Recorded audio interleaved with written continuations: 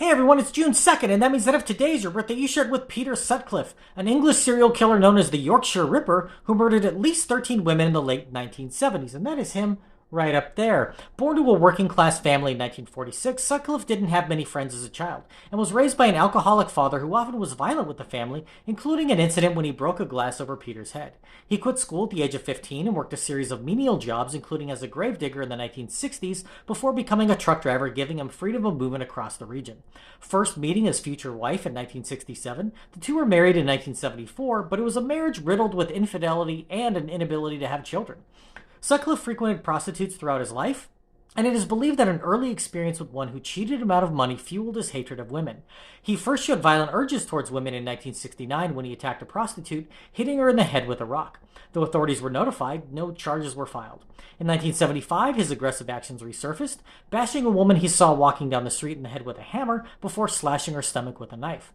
Luckily, she survived, but he had discovered that he enjoyed it and went on the hunt. A few weeks later, Sutcliffe again attacked a woman with a hammer and cut her open with a knife, then beat a 14-year-old girl in the head, and both survived. His attacks soon turned deadly, however, with his first successful murder occurring in October 1975 when he hit a woman in the head with a hammer before stabbing her 15 times. Traces of semen were discovered on her corpse, indicating he was achieving sexual satisfaction from his crimes. He next killed a few months later in early 1976, this time by stabbing a woman 51 times with a screwdriver. Sutcliffe continued his pattern of bashing women in the head with a hammer before stabbing them for the next few years, killing 13 women, many of whom were prostitutes, between 1975 and 1980. Police interviewed 5,000 men, including Sutcliffe, in their search for the murderer, and acquaintances of his reported him as a suspect, but he wasn't caught until 1981. Part of the problem was that a disturbed man sent letters and audio tapes to the police claiming to be responsible for the crimes, which threw off the search for the real killer. Yes, OJ, sometimes there is a real killer. Thanks to DNA evidence, he was found and tried in 2005 for perverting the course of justice, being sentenced to 8 years in prison. Sutcliffe was arrested when he was caught with a prostitute in 1981, likely saving her life, and under questioning confessed to being the Yorkshire Ripper.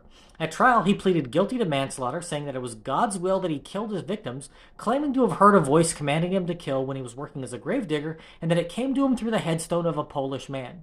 His arguments were rejected, and he was convicted of 13 murders and 7 attempted murders, being sentenced to 20 consecutive life sentences. After his incarceration, he confessed to additional attacks, but they weren't prosecuted to save the victims and their families from having to go through the process. Sutcliffe died in prison of COVID-19 in 2020 after spending nearly 40 years behind bars. If this is your birthday, I hope you have a great day. Leave me a comment so I can wish you a happy birthday.